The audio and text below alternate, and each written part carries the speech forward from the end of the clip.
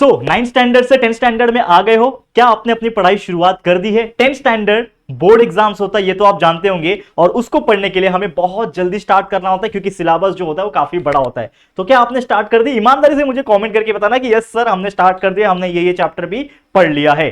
अगर है ऐसा तो अच्छी बात है, और अगर नहीं है तो यार लेट हो जाओगे। अभी से ही सावधान हो जाना है, अलर्ट मोड पे आ जाना है और अभी से ही अपनी पढ़ाई की शुरुआत कर देनी है। नमस्कार दोस्तों, मैं हूं राहुल जायसवाल एंड स्वागत करता हूं आप सभी का हमारे यूट्यूब चैनल JR ट्यूटोरियल में। तो सबसे पहले बात मैं आपसे बताना चाहता हूं दोस्तों कि आज का जो टॉपिक है वो उन बच्चों के लिए है जो 9th स्टैंडर्ड में थे और इस साल वो 10th स्टैंडर्ड में आ चुके हैं, यानी 9th से 10th स्टैंडर्ड में वो पास करके आ चुके हैं। अब 10th स्टैंडर्ड की अगर हम थोड़ा बात करें, थोड़ा सा मैं डिस्क्राइब करूंगा, तो ये जो 10th स्टैंडर्ड होता है ये टोटली डिफरेंट होता है 9th स्टैंडर्ड से।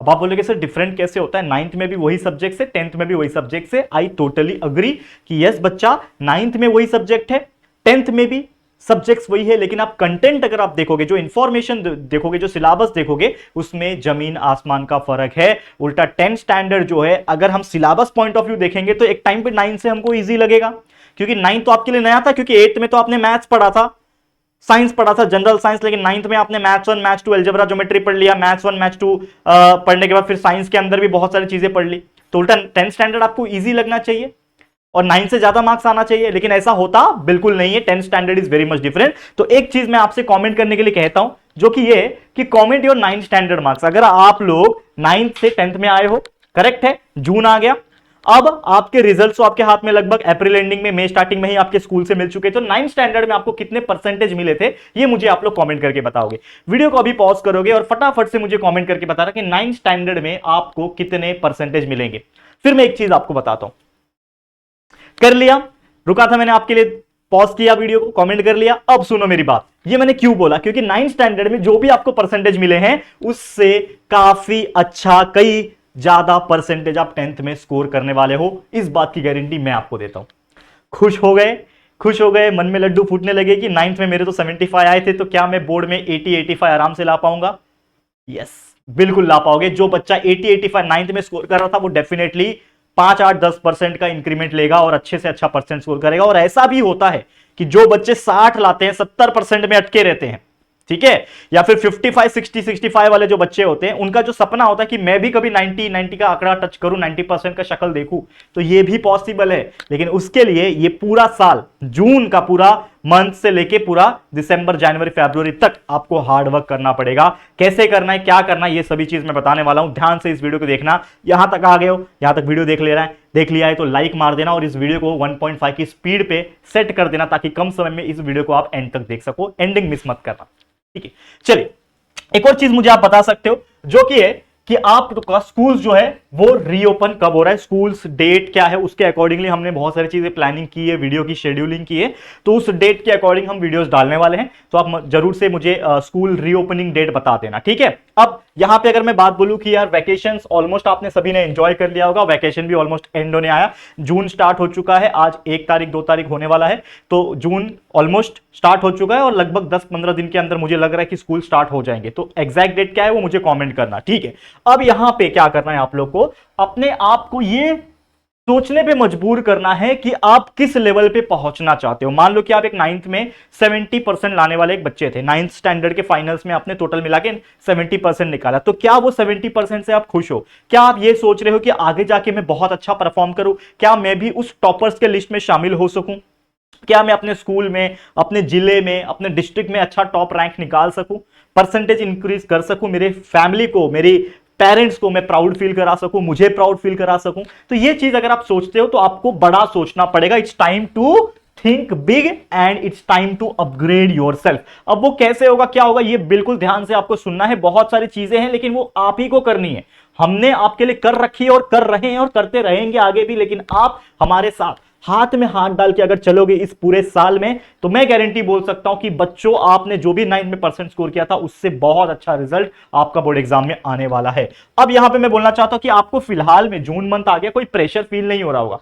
प्रेशर 10वीं को कब फील होता है? 10वीं के बच्चों को प्रेशर फील होता है लगभग दिसंबर में, क्योंकि उनको पता रहता है कि दिसंबर जैसे ही गया, जनवरी में आपके प्रैक्टिकल्स वगैरह शुरू होते हैं और फरवरी मंथ एंडिंग तक आते आते या फिर मार्च के शुरुआत होते होते आपका बोर्ड एग्जाम स्टार्ट हो जाता है। तो ये उनको काफी ज्यादा डर महसूस होता है, प्रेशर महसूस होता है। लेकिन अब जून के महीने में, स्टार्टिंग का जून है, स्कूल्स भी ओपन नहीं हुए, तो आपके पास कोई टेंशन नहीं है इनिशियल तौर पर। तो आप क्या करोगे, सबसे पहले स्टार्ट कर दोगे समझने को, स्टार्ट अंडरस्टैंडिंग। क्या समझने की कोशिश करना है, आपको अपना सिलेबस समझना है। सबसे पहले यह चेक करना है कि आपने जो 9th स्टैंडर्ड में पढ़ा और ये जो 10th स्टैंडर्ड है, इसका एग्जैक्ट सिलेबस क्या है। 10th स्टैंडर्ड में मैथ्स में कौन कौन से चैप्टर है, साइंस में कौन कौन से चैप्टर है, एसएसटी में कौन कौन से चैप्टर है, लैंग्वेजेस में क्या है, ये समझना पड़ेगा। अगर आप अपने सिलेबस को अच्छे तरीके से समझ लोगे ना शुरुआत के 5-10 दिन के अंदर, तो आपको क्लियर कट एक क्रिस्टल क्लियर रोड मैप समझ में आ जाएगा कि अच्छा ये चैप्टर है, इसको इस तरीके से पढ़ना है। तो पहले तो आप सिलेबस पढ़ोगे और उसके बाद जैसे सिलेबस समझ में आ गया, 2-4 दिन 5 दिन टाइम लो, कोई प्रॉब्लम नहीं है। अब आप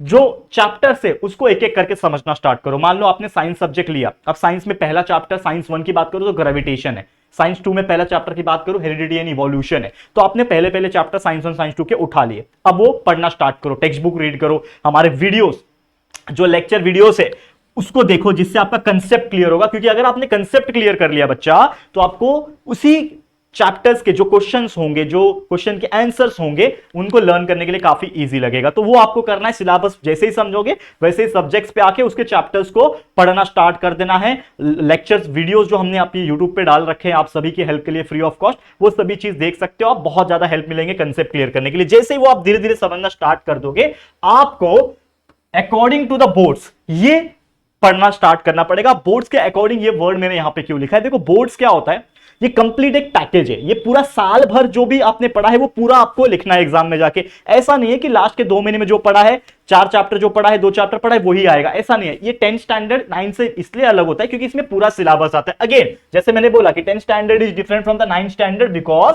यहां पे जो सिलेबस होता है काफी ज्यादा वास्ट होता है 9th स्टैंडर्ड से कंपैरिजन में और बड़ा होता है। तो आपको इसको याद करना है। अगर आप मैं बात करूं 10th स्टैंडर्ड की, तो मैं बात करूं साइंस अगर सब्जेक्ट देखोगे तो पूरा दोनों साइंस 1 एंड साइंस 2 मिला दोगे तो 20 चैप्टर है, ठीक है। पूरा एसएसटी मिला दोगे तो 23 चैप्टर है, ठीक है। पूरा मैथ्स मिला दोगे, M1 M2 दोनों मिला दो तो ये 15 चैप्टर है। तो आप सोच सकते हो यार, ये तो मैंने सिर्फ मेन सब्जेक्ट्स की बात की है। 43 + 15 कितना होता है यार, करके देख लो।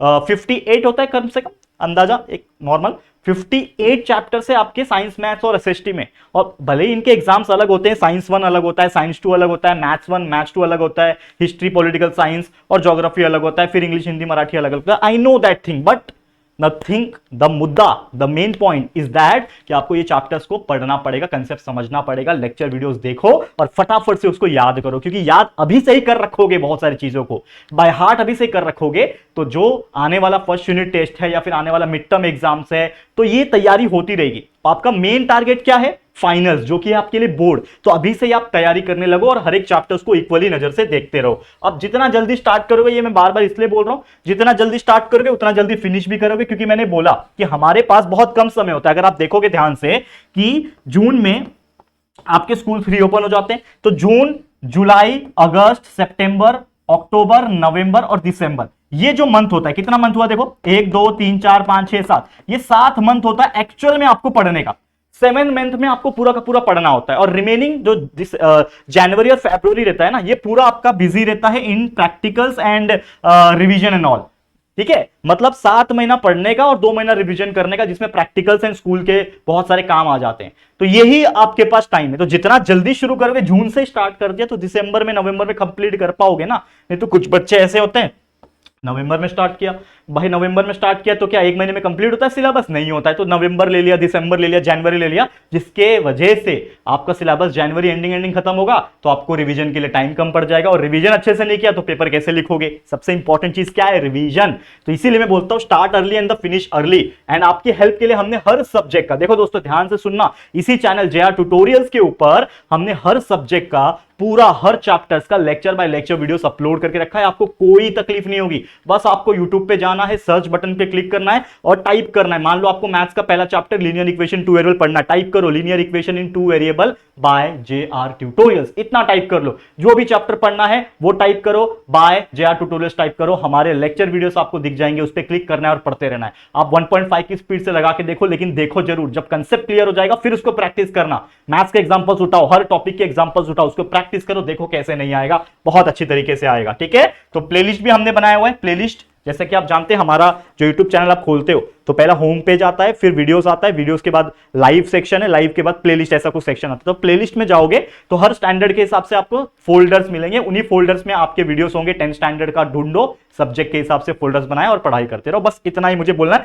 मैं बहुत ज्यादा नहीं बोलना चाहता। एंड स्ट्रैटेजी और टाइम मैनेजमेंट अगर आपको चाहिए तो जरूर से कमेंट करना, क्योंकि वैसे मैंने प्लान कर रखा है कि मैं 10वीं के लिए पूरा कंप्लीट ईयर का एक स्ट्रैटेजी वीडियो और टाइम मैनेजमेंट कैसे करना है, मतलब टाइम टेबल एक बनाने वाला हूं जो आपको हेल्प करेगा आपकी स्टडी करने के लिए। तो ये मेरा प्लान है दोस्तों, आप सभी के लिए।